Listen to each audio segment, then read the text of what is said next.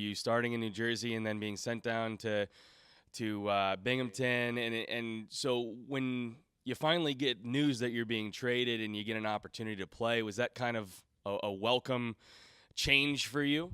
It was very welcomed. It was a new opportunity to play hockey for a different professional organization.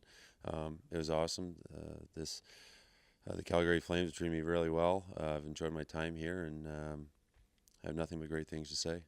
What do you think was the biggest reason why you needed that change of scenery and why you weren't getting in games over with the Devils organization? Sometimes you try and search for answers that aren't there, and it's just the way it worked out. I was the odd man out on the outside looking in. And as a hockey player, you learn a lot. There's a lot of outside factors that go into that, and the only ones you got to focus on are the ones you can control to put yourself in a good position. So I think that helped me for peace of mind. Going through the whirlwind of the season, and at the end of the day, it was a lot of fun. I met a lot of great new teammates, and was very fortunate to be a part of this organization, this team. And obviously, you guys really played some meaningful hockey toward the end there, going up to the very last game of the season for a chance to go to the playoffs. So when you look back at your time here in Stockton this season, what, I guess, is your overall thoughts as you watch your team kind of progress through the injury bug, through the call-up bug, and even into an opportunity where you still had an opportunity to make the playoffs? I love this team, and I love the teammates in the city. It was very passionate. It was meaningful hockey all the way up to the last second of the game there last night.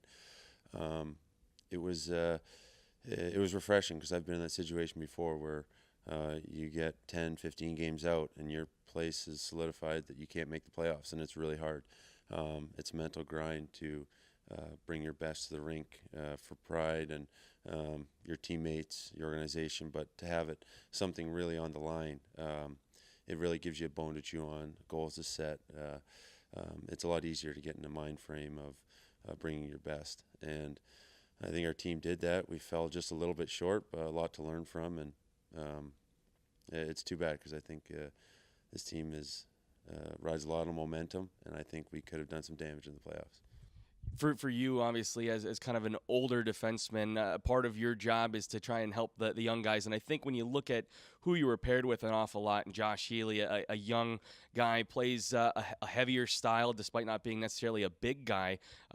Did you enjoy playing and kind of imparting maybe some of your years of wisdom on a guy like that?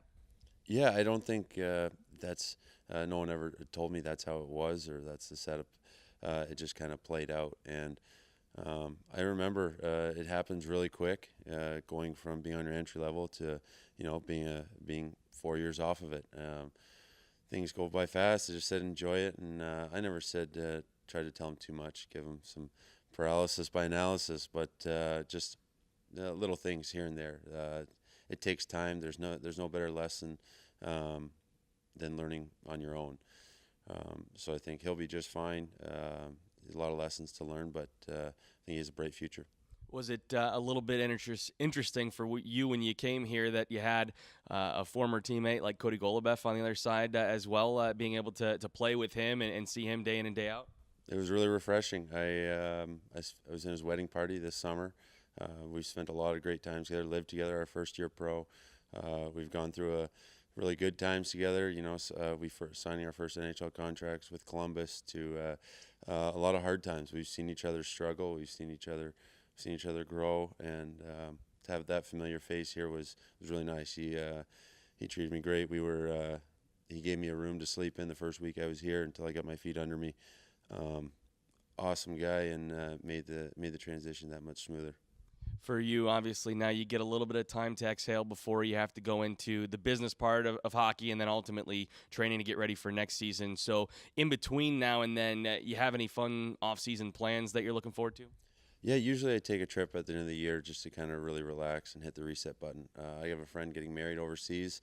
We're gonna take a trip over there and do a little bit of traveling, but then the fun begins. A lot of the part of professional hockey is that you got to start training, and it's about a 10, 11-month job, and what a lot of fans don't know and don't see is there's a lot of work behind the scenes. And come July 1, it's my first time personally not having a contract for the following year, so just kind of gonna let the chips fall where they may and put in a good off season, be ready, to provide my services where we're asked. Is that experience something that you're looking forward to? Is it something you're a little nervous about? Yeah, I'd be lying if I said I wasn't a little bit nervous because it's your livelihood, right? And it's how you make a living. So to have that uncertainty is a little bit.